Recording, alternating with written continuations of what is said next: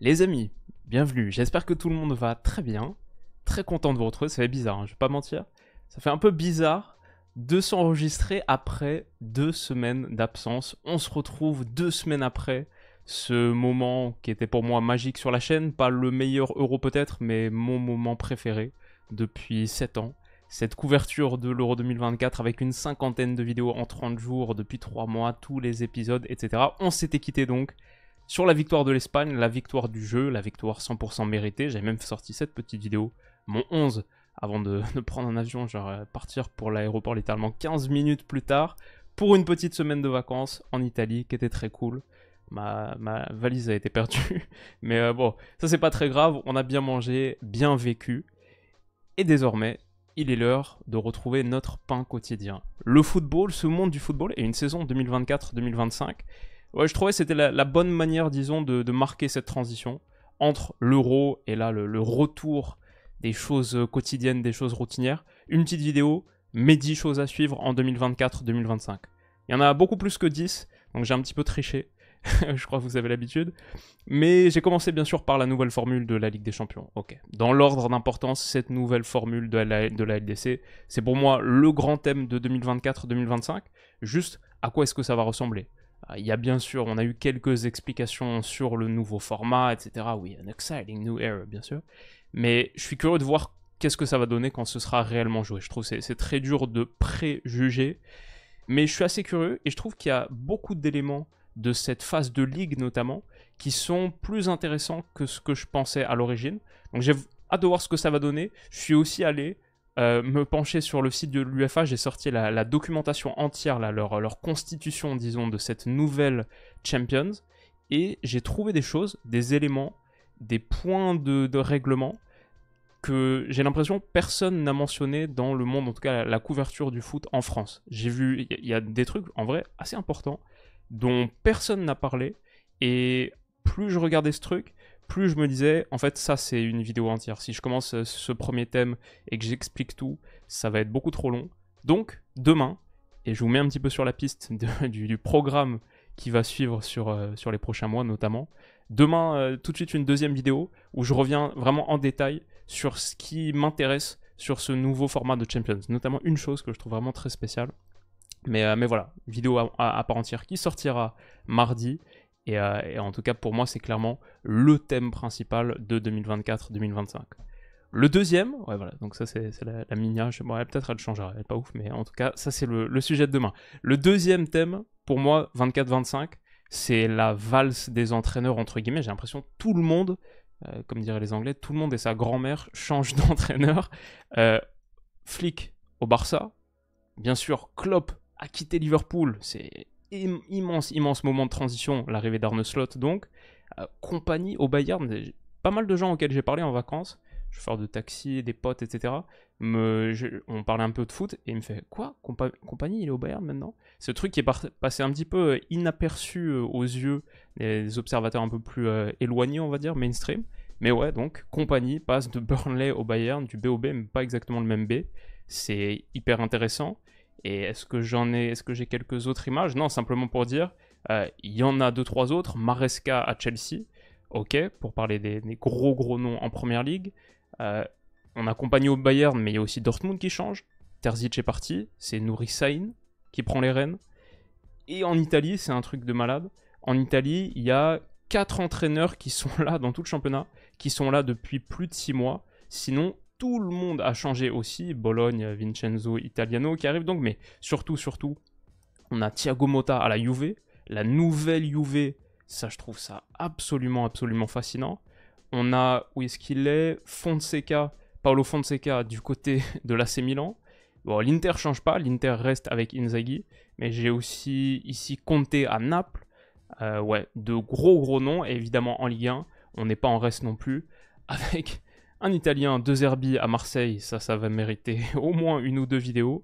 On a Franck Hez qui arrive à Nice, on a Digard au Havre, ok, Will Steele à Lens, lui qui semblait tellement proche du Championship, Bruno Genesio à Lille, c'est plus que la valse, là c'est les chaises musicales, tout le monde a changé, le Kelsner aussi qui passe du Havre à Reims, ouais, vraiment tous les entraîneurs, même Pierre Sage, c'est un peu l'an 2, donc c'est un nouveau truc un petit peu, avec un mercato complet. Il y a beaucoup de changements. On a Mourinho au Fener aussi, qui arrive dans une vraie bonne équipe, en plus, qui peut jouer la Champions, et qui va peut-être croiser la route de Lille sur la phase de play-off, en tout cas 3e tour préliminaire. On a Porto aussi, donc pas de Conceição, c'est Vitor Bruno, son assistant, qui est devenu le coach principal au moins jusqu'en 2026. Donc intéressant. En Belgique, aussi, le top sur les 6 premiers de la saison dernière, il y en a 4 qui ont changé d'entraîneur. C'est le cas d'Antwerp, c'est le cas de Genk, de Bruges, de l'Union Saint-Gilloise. Donc là aussi, ça a beaucoup bougé. Et enfin, ça vous intéresse peut-être pas énormément, mais du côté de l'Eredivisie, l'Ajax, Farioli est arrivé bien sûr depuis Nice. Et aussi, j'ai vu que Robin van Persie va prendre les rênes d'Erenven, donc devenir entraîneur principal pour la première fois de sa carrière. Il était entraîneur des U18 du Feyenoord, si je ne me trompe pas. Mais donc voilà, ça bouge aussi un petit peu là-bas. Et ça bouge en gros vraiment de partout. La valse des entraîneurs, qui va se distinguer rapidement, qui sera le premier viré de tous ces noms. On va faire beaucoup de vidéos là-dessus. C'est pas pour rien qu'il y a 2-3 images qui sont prêtes. Ça arrive.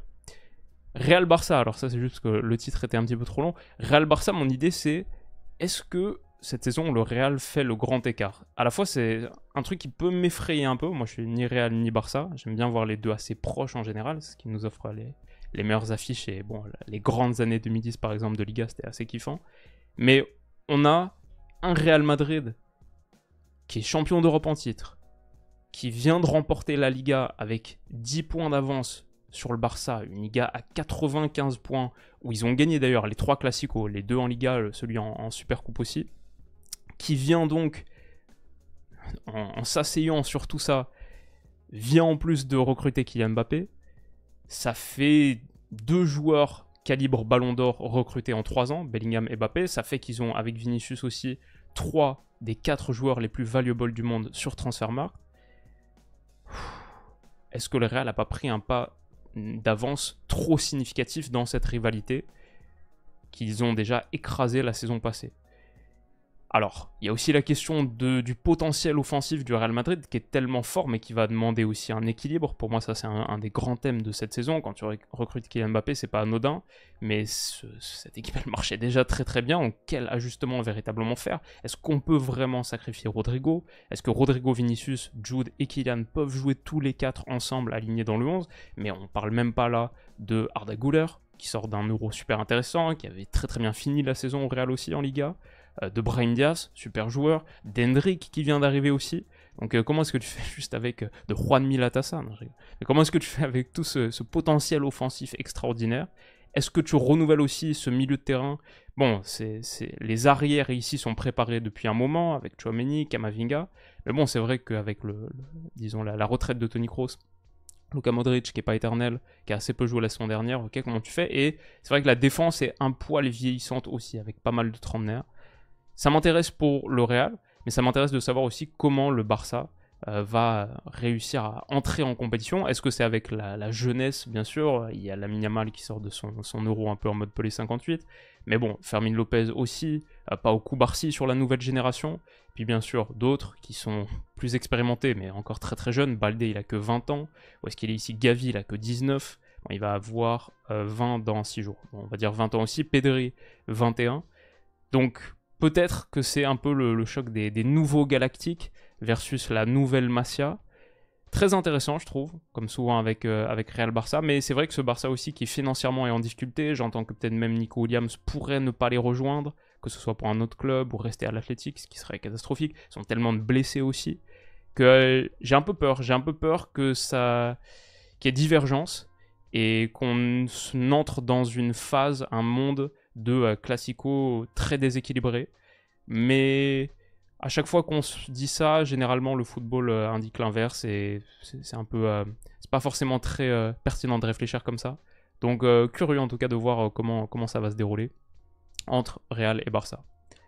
En Première Ligue, et ça va nous permettre de faire un petit point sur les 5 championnats majeurs, en Première Ligue, Arsenal s'en rapproche, point d'interrogation. Faut dire qu'après avoir fait 84 points en 2022-2023, à 5 longueurs de City, ils ont enchaîné avec une saison 2023-2024 à 89 points, 2 petits points seulement derrière City en finissant très très fort avec la série de victoires qu'il fallait, mais c'était juste pas suffisant. Ils ont pris 4 points contre les Sky Blues, ce qui n'était pas arrivé depuis un moment. Donc ils ont remporté leur mano à mano, ils ont même gagné le Community Shield en début de saison. C'était un Dauphin très très solide, la meilleure défense de Première Ligue d'ailleurs, 91 buts marqués aussi. Ils n'ont pas grand chose à se reprocher, la même différence de buts que City, incroyable. 107 parades d'Ortega là, bien sûr, sur Heung-min Son. Et bah peut-être qu'ils le font. Peut-être qu'ils remportent leur premier titre de champion depuis 2004. Est-ce que cette saison c'est la bonne? 21 ans après, est-ce que c'est la bonne? En tout cas, ils ont l'air bouillants. Et ils font tout ce qu'il faut pour sur le marché des transferts. Je vois un Arsenal qui a pris Ricardo Calafiori et donc qui renforce encore un petit peu plus son secteur défensif, mais juste qui montre de véritables signes d'ambition sur le marché. Qu'est-ce qu'on a d'autre sur leurs recrues? Ici, ça c'est les départs. Ils font partir Lokonga en prêt, Tavares en prêt, Elneny, Cédric Suarez, fin de contrat. Ils enlèvent un petit peu du bois mort, entre guillemets aussi. Ils vident leur effectif. Je vois que Eddie Nketiah pourrait être proche de Marseille, mais va partir sans doute. J'ai vu Rhys Nelson aussi. Emile Smith-Rowe qui va sans doute rejoindre Fulham, mais pour un gros chèque aussi. Donc ouais, c'est un Arsenal qui s'affine et dont les prises sont intéressantes pour l'instant. J'entends 2-3 noms par ici, Mikel Merino, des choses comme ça, notamment pour renforcer le milieu. Ils vont être très très actifs. En même temps, en face, bah, c'est toujours la meilleure équipe du monde, avec toujours peut-être le meilleur joueur du monde en ce moment, Rodri, avec Pep qui est encore là, même s'il avait dit il y a quelques mois, après la saison dernière, qu'il était plus proche de partir que de rester. Bah là maintenant il revient un petit peu sur ces paroles là, et même s'il est en fin de contrat 2025, c'est ça aussi, je trouve ça très très intéressant sur cette saison 24-25. Guardiola arrive à la fin de son bail dans un an. Ouais, ils sont toujours là les gars, et ils ont quand même remporté 6 des 7 dernières. Est-ce qu'ils peuvent faire le 5 à la suite? Déjà que le 4 à la suite c'est historique, personne ne l'avait jamais fait en 150 ans de première division anglaise. Est-ce qu'ils peuvent faire le 5 à la suite en Angleterre? Est-ce que Guardiola peut remporter? Ça ferait quoi? Ça ferait 7 premières ligues pour Guardiola depuis qu'il est arrivé en 2016, en 9 saisons donc, lunaire. Ouais, ça c'est toujours possible avec City. Et en première ligue, il y a aussi 2-3 trucs pas mal. Liverpool, qui a pour l'instant pas trop bougé sur le marché des transferts, ce Liverpool de slot, à quoi est-ce qu'il va ressembler véritablement? Il y a des questions aussi sur les fins de contrat 2025 de Salah, de Van Dijk, d'Alexander-Arnold. Est-ce que Salah peut être tenté par une aventure du côté de l'Arabie Saoudite cet été? Ok, il y a ce truc avec Liverpool. Pour l'instant, ça avance pas trop. J'imagine que la priorité, c'est surtout les extensions, les prolongations de contrat et voir exactement dans quelle direction tu vas. Mais ça pourrait bouger dans les prochains jours. Chelsea, de Maresca qui continue de prendre des petits jeunes, Dewsbury Hall, mais pas si jeune que ça, 25 ans, mais j'ai vu Kellyman, Veiga pour des sommes un petit peu supérieures à 10 millions, Wiley, etc. Marc Gouillot aussi du Barça. Mais dans quel sens est-ce que ça va aller là aussi? Il y a une vraie question. Finalement, ceux qui ont bougé le plus fort, même en gardant leur coach, c'est United. L'United d'Eric Ten Hag, avec Euro, avec Cirksey, fait pour moi le mercato le plus intéressant presque d'Europe, de très très bonnes prises je trouve. Le problème, Euro s'est blessé, c'était hier soir là dans ce match de préparation contre Arsenal, et ça a l'air sérieux, donc un peu dommage pour eux. Le dernier club peut-être dont on pourrait parler en PL, Tottenham, qui a pris Archie Gray de Leeds, qui était un des joueurs à suivre du début de saison. La première vidéo qu'on a fait en 2024 là, on a fait 24 joueurs à suivre en 2024 si je me souviens bien, et bah lui il était dedans. On a peut-être fait 20, et finalement il signe donc en provenance de Leeds pour une 40aine de millions. Il y a Bergval aussi, c'est l'an 2 de Postecoglou. Peut-être des Madison, Bissouma sans blessure pour commencer la saison, etc. Ça avait très très bien démarré, on se souvient, la saison dernière. Donc est-ce qu'ils peuvent être encore une fois un peu la sensation offensive? Bien sûr, la première ligue continuera d'être passionnante. La vengeance du Bayern, franchement, on aurait limite pu commencer par ça sur les championnats nationaux, parce qu'en Bundesliga, c'est quand même passé un truc très très spécial l'année dernière. Oui, c'est juste tout poil ici. Avec 90 points, Leverkusen a mis fin, en plus en reléguant avec Stuttgart, en reléguant le Bayern à la 3ème place, a mis fin à 11 ans d'hégémonie bavaroise. 11 ans. On attend une réponse en 2024-2025. Ça, c'est le gros truc. Et le Bayern, ils ont déjà commencé à répondre. Ils ont déjà attaqué fort avec Michael Olise qui était pris à Crystal Palace, super joueur pour 53 millions. Palinha aussi, ça c'était dans les cartons depuis un long moment, ça s'est enfin concrétisé. Malheureusement, Hiroki Ito, il s'est blessé aussi, je crois, hier, et ça a l'air très sérieux, pourrait rater les 3 premiers mois, donc ils vont devoir peut-être prendre un autre défenseur central, qui pourrait être Jonathan Tah. Je vois des rumeurs de Jonathan Tah, donc commencer à dépouiller un peu les Leverkusen. Mais les Leverkusen, ils sont pas en reste non plus, ils ont fait des prises intéressantes, je trouve. Belocian, Alex Garcia de Girona, dont on avait parlé dans la vidéo Girona en début d'année dernière. Martin Terrier aussi, qui a été pris une 20aine de millions. Et pour l'instant, Grimaldo, Frimpong, Wirtz, eux, ils vont rester, mais même les autres sont encore là. Donc il n'y a pas vraiment de signe que ce Leverkusen de Xabi Alonso va s'affaiblir. Leur prestation en Ligue des Champions, ça va peut-être réduire un petit peu leur capital physique, mais ce sera aussi super intéressant à suivre. Donc ouais, franchement, en Bundesliga, là, il y a une des saisons les plus excitantes depuis un moment, je trouve. Et on a parlé de Leverkusen du Bayern. Il y a aussi Dortmund qui fait 2-3 trucs, qui a piqué Anton et Guirassy à Stuttgart, donc un peu affaibli Stuttgart. Et qu'est-ce qu'ils sont? Ils sont en train de réfléchir à un truc, ouais, ça m'a plu. Yann Couteau, on avait parlé dans la vidéo Girona, super petit latéral droit, donc est-ce que c'est pour mettre en concurrence avec Ryerson ou faire passer Ryerson à gauche? En tout cas, si ça se concrétise, je trouve que c'est une vraie bonne prise. Et ça se compliquerait autour de Pascal Gross, mais il y a beaucoup de petits transferts, petites rumeurs, ça fait kiffer de retrouver ce monde-là. Je pense que je vais faire une vidéo sur les meilleurs transferts ou les transferts un peu sous-cotés de juillet, dans quelques jours. Comme ça, on fait la première partie de Mercato et on l'analyse un peu. Parce que, mine de rien, en 2 semaines de vacances, il se passait 2-3 trucs. Mais ouais, Dortmund essaie de se renforcer aussi. Pour moi, ça reste pour l'instant quand même en dessous de Leverkusen et du Bayern, même je dirais peut-être d'une certaine distance. Et voilà, on a Leipzig qui va sans doute garder Xavi Simons en prêt. Est-ce qu'ils peuvent faire quelque chose? Et ouais, grosso modo, est-ce qu'ils vont garder Olmo aussi? Mais ça j'en doute. Mais voilà, la vengeance du Bayern, potentiellement, en 24-25. Et en Serie A, du coup, il reste Serie A et Juve dans les 5 championnats majeurs. En Italie, le retour de la Juve, point d'interrogation, le retour de la Juve, qui est pour moi une des équipes les plus intéressantes à suivre. On a enfin, une Juve attractive, séduisante, c'est la fin de l'ère Allegri. Et avec Thiago Motta, avec les recrues de Douglas Luiz, qui a été pris à Aston Villa, c'est un des gros coups du mercato, je trouve. Kefren Thuram aussi pour une 20aine de millions. Renouvelle totalement son milieu de terrain. Di Gregorio qui a été pris au poste de gardien aussi, et bon, ça à voir. Mais cette Juve, très intéressante, je trouve, et j'ai hâte de voir les premiers matchs. Milan change aussi d'entraîneur, parce que Paulo Fonseca a pris le relais. Pioli est parti. Sur le marché des transferts, ok, Morata, sinon c'est un peu discret pour l'instant, mais qu'est-ce que j'entends comme rumeur? Ouais, Pavlovic, Strajnia Pavlovic, le Serbe là dont on avait parlé pendant l'Euro, qui était le meilleur Serbe de la défense centrale, meilleur que Milenkovic, etc., qui est pas trop loin, donc ça serait une bonne prise pour eux. Et l'Inter reste quand même l'équipe à battre, ça va quand même mettre eux les grands méchants, et ils ont continué de se renforcer intelligemment sur des prises libres, comme ils avaient fait Marcus Thuram la saison dernière. La Zielinski, Taremi, les 2 libres, ok, ça c'est bien senti évidemment. Et ils vont continuer aussi à se renforcer. Donc ouais, ça va être encore une belle bataille en Serie A avec un Naples qui est actif aussi. Ça c'est le Naples de Conte qui retrouve un banc hyper intéressant, qui a pris donc Buongiorno du Torino, qu'on a vu aussi un petit peu à l'Euro, dans l'effectif italien pour 35. Et apparemment, Lukaku s'est fait, si Osimhen part, donc ce serait Lukaku à la place. Et qu'est-ce que j'ai d'autre? La Lazio qui tourne Non, la Roma d'abord, qui a pris le fait et qui va prendre aussi... Qu'est-ce qu'ils vont prendre? Mathias Soulé, bien sûr, qui est arrivé dans l'enthousiasme total. Ça, d'ailleurs, c'était un de nos joueurs à suivre dans la vidéo 2024. Il est arrivé à Fiumicino l'autre jour, dans un enthousiasme débordant. Donc intéressant aussi, la Roma continue de se renforcer.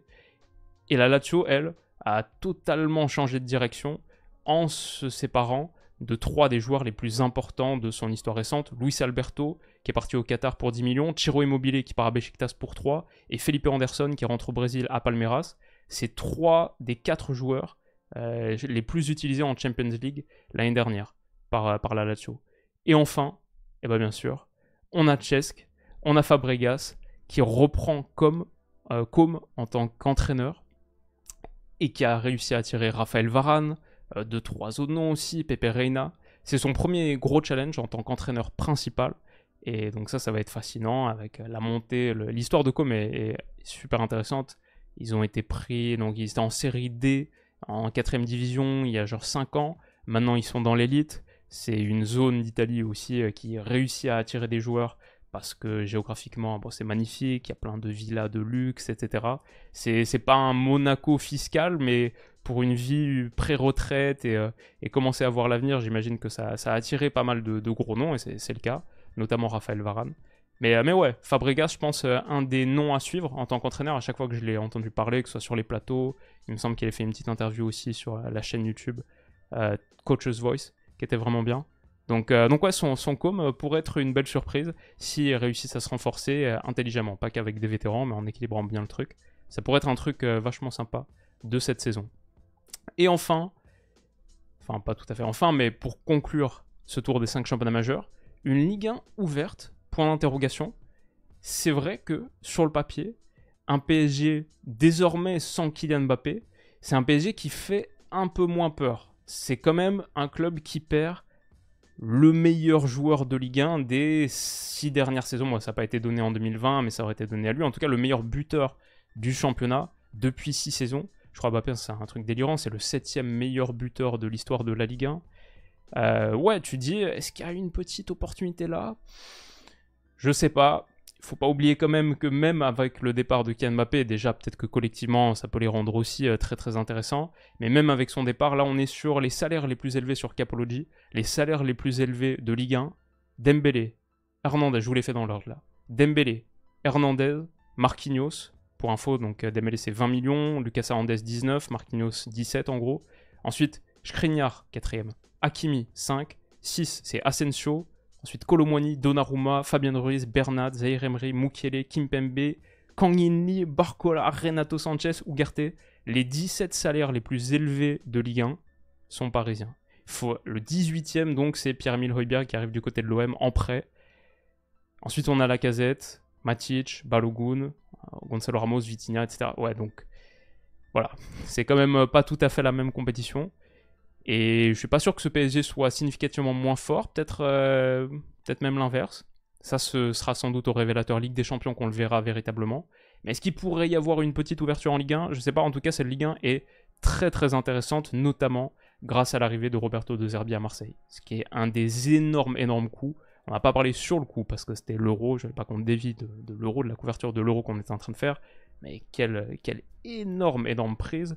Et ce mercato là, donc Mason Greenwood, Ismaël Koné, qu'on avait vu sur le match France-Canada, le match de prépa qui avait été très très intéressant, je trouve joueur hyper prometteur, en plus à seulement 22 ans, Højbjerg donc qui a été pris, Lilian Brassier aussi, je trouve que c'est une belle prise du côté de Brest. Ouais, c'est un Marseille qui change de visage en tout cas, en se séparant aussi de Iliman Ndiaye, Aubameyang, Jonathan Klaus, pas mal de joueurs importants des dernières saisons. Et même qui avait coûté cher, bon, Diaz ça n'a pas trop marché, mais Aubameyang par exemple, évidemment sa saison dernière est énorme. C'est très intéressant ce nouveau Marseille, comme je trouve aussi la situation de Mont-Noël, qui va vivre donc l'an Pierre Sage en 1,5 on va dire, sa première saison complète, qui a réussi à faire Mikotadze, ça j'étais en vacances, tellement content avec mes potes lyonnais, on était refait. Niakate aussi, donc, qui vient sans doute pour remplacer O'Brien, qui devrait partir là dans les prochains jours. Un peu cher, mais bon, on met des moyens. Je sais pas ce que ça nous permettra de faire, j'ai pas envie de trop me prononcer, mais ce qui est sûr, c'est qu'il y a des choses hyper intéressantes sur cette Ligue 1 24-25. Brest en Ligue des Champions, déjà. Comment est-ce qu'ils vont négocier ça? On a le retour de Saint-Étienne, bon, moi ça me fait bien kiffer, le retour des derbies, très très content de ça. Comme on a dit, Will Steele à Lens, fascinant, tous ces entraîneurs tous ces clubs qui ont changé d'entraîneur, et tout ça dans un contexte où on ne sait même pas encore exactement, il y a encore un des 9 matchs qui n'a pas de diffuseur pour l'instant. DAZN a pris 8 des 9, a revu son offre à la baisse, donc je pense que ça va se régler à la fin. Mais ouais, c'est la Ligue 1, c'est toujours aussi folklorique, et je rentre pas trop dans les détails parce qu'on a beaucoup de vidéos Ligue 1 prévues sur les prochains jours. Enfin, il nous reste 3 trucs. Le Ballon d'Or, plus serré que jamais en 2024-2025. Je pense que c'est incontestable avec, selon les bookmakers, un Vinicius qui est en gros à 42% de le remporter, mais suivi de très près par Rodri à 35%. On a Jude qui est plus loin à 15%. Il y a un vrai duo. Et honnêtement, bien malin qui peut dire là, à l'instant T, qui gagne entre Vini et Rodri. C'est très très serré de partout où je regarde. Et moi, sur les deux là, pour l'instant, j'aurais tendance à voter plutôt Rodri. L'impact de l'Euro est proche, mais même toute sa saison régulière a été très très forte. City perd pas un seul match de la saison en Champions. Ce choc avec le Real, c'était un petit peu le Allemagne-Espagne de l'Euro, quoi. Une forme de finale avant l'heure. C'était magnifique, super niveau de foot. Mais ouais, Vini Rodri, très intéressant. Et le reste du classement, je trouve passionnant aussi, parce que je vois là par exemple, si je descends, on a un Dani Carvajal et à 9%, il gagnera jamais, mais sa cote est à 10, mais où est-ce qu'il peut finir? Est-ce qu'il finit dans le top 5 comme Lamine Yamal qui est là? Bon, après Messi, Mbappé, Kroos, Foden, Kane, tout ça, ça semble bien plus loin, mais ouais, où finit Yamal par exemple à 17 ans? Et où finit Carvajal, qui mérite un très gros classement au moins une fois dans sa carrière pour récompenser c'est son immense productivité. Et enfin, il reste deux choses. Le mondial des clubs, ça c'est en fin de saison, ça m'angoisse pas mal. Autant la nouvelle formule de la Champions, ça va. Mais le mondial des clubs, là, du 15 juin au 13 juillet aux États-Unis, j'ai même un doute sur le fait. J'ai un doute sur est-ce que ça va vraiment se tenir? Avec 32 équipes qui sont censées participer, 12 équipes européennes. C'est vraiment horrible, quoi. En fin de saison, on n'a vraiment pas besoin de ça. Je vois que sur le site de la FIFA, où est-ce qu'on peut acheter des tickets, ça doit être encore annoncé. Ça parle des États-Unis, mais ça dit pas exactement où.